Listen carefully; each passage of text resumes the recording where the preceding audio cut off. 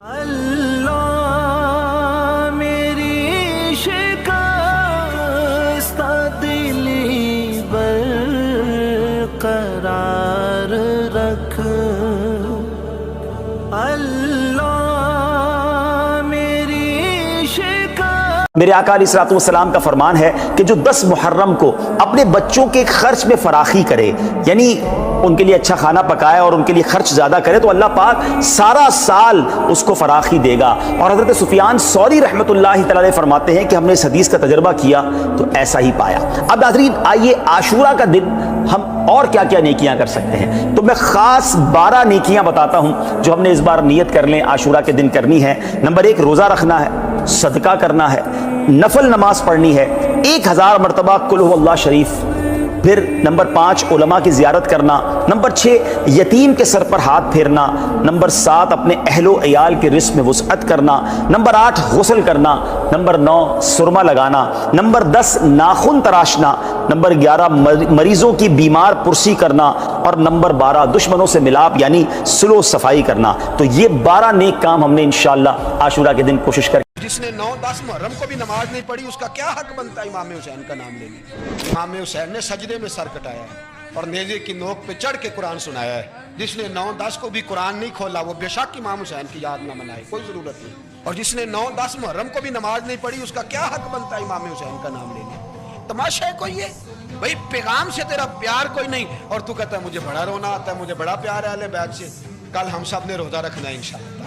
کل ہم نے انشاءاللہ تعالیٰ کچھ نہیں تو 3 سپارے قرآن پاک کے پڑھنے، اور کل ہم نے کوشش کرنی ہے اگر سیدہ زینب کی میدان کربلا میں تہجد قضا نہیں نہ ہوئی تو سویرے روزے کے لیے اٹھنا ہے تو تہجد بھی پڑھنی ہے انشاءاللہ۔ سب گند مند موبائل سے ڈیلیٹ کر دینا اور دوسروں کو بھی جا کے یہ پیغام دینا ہے، یہ ہے امام حسین کی اصل روح، اور ایسی توبہ کرنی ہے کہ دوبارہ پھر یہ گندگی۔ ہم بچپن سے ایک لائن سنتے آئے ہیں، قتل حسین نسل میں مرگ یزید ہے، اسلام زندہ ہوتا ہے ہر کربلا کے بعد۔ حسین سر کٹا کر کربلا کے دن سے زندہ ہو گئے اور اسی دن سے یزید مر گیا ہمیشہ کے لیے۔ وقت گزرتا گیا اور ہم محرم کو منانے لگے۔ ہم نے محرم کو رنگ برنگی شربت اور ماتم تک محدود کر دیا، جبکہ ہمیں تو اس عظیم قربانی کو سمجھنا تھا۔ کبھی محرم سے ملنے والے انگنت سبق پر غور کیا ہے کہ کربلا کے بعد سے زندگی کیا ہے؟ زندگی عقیدہ اور جہاد ہے۔ صرف جینا کافی نہیں، اپنے نظریے پر ڈٹ کر جینا زندگی ہے، اور اس نظریے کا حق اور سچ ہونا ضروری ہے۔ یزید تخت پر تھا پھر بھی ڈر رہا تھا، حسین سجدے میں تھے جنگ جیت رہے تھے۔ طاقت تاج سے نہیں اللہ کی رضا سے ملتی ہے۔ حق کی حفاظت کے لیے تنہا کھڑے ہونے کے حوصلے کا نام کربلا ہے۔ دین محمدی کو بچانے کا نام کربلا ہے۔ نماز پڑھا کرو، حضرت امام حسین نے گھر لٹا کر بچایا ہے اسے۔ کربلا میں پانی نہیں تھا مگر ظرف لبریز تھا۔ علی اصغر کو لگنے والے تیر سے کیا سیکھا کہ کبھی تمہاری معصومیت بھی دشمن کے ظلم کا نشانہ بنے گی مگر تمہاری قربانی حق کی گواہی دے گی۔ حضرت زینب کا خطبہ بتاتا ہے کہ باطل کے ایوانوں میں بھی اگر ایمان کی زبان بلند ہو تو وقت جھک جایا کرتا ہے۔ قافلہ حسین نے جب پیاسا سفر کیا تو بتایا کہ سچ کی راہ آسان نہیں ہے، یہ صبر مانگتی ہے، قربانی مانگتی ہے، آنسو مانگتی ہے، پیاس مانگتی ہے، یہاں تک کہ گردن بھی مانگ لیتی ہے۔ وہ دن جو ظاہراً اندھیروں میں ڈوبا ہوا تھا آج صدیوں سے انسانیت کو روشنی دے رہا ہے۔ جہاں جہاں وفا کا ذکر ہوگا وہاں عباس کا نام آئے گا۔ جب ہاتھ کٹ بھی جائیں تو بھی وفا کے علم کو زمین پر گرنے نہ دینا۔ کبھی شکست نظر آتی ہے مگر حقیقت میں وہی قافلے تاریخ بدل دیتے ہیں۔ جس سر کو نیزے پر بلند کیا گیا وہ سر قرآن کی تلاوت کر رہا تھا، یعنی حق کبھی خاموش نہیں ہوتا، وہ نیزے پر بھی بولتا ہے۔ یزید کا نام صرف تب آتا ہے جب ہم اسے لعنت کے ساتھ یاد کرتے ہیں، اور یہ کبھی مت بھولیے گا کہ یزید بھی کلمہ پڑھتا تھا۔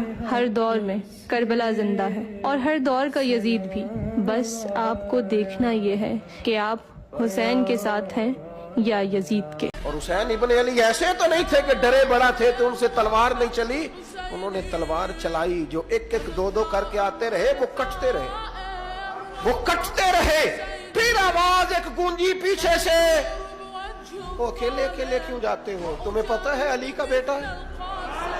علی کا گھر تو وہ گھر ہے کہ جس گھر کا ہر ایک بچہ جسے دیکھو وہی شیر خدا معلوم ہوتا ہے. اکیلے اکیلے جاؤ گے تو تم چہرے کی روشنی نہیں دیکھ رہے, آنکھوں کی سرخی نہیں دیکھ رہے, مزاج کا ولولہ نہیں دیکھ رہے, طبیعت کا باغ پن نہیں دیکھ رہے, اور جوانی میں شہادت کی لذت سے آشنا محمد کا نواسا نہیں دیکھ رہے.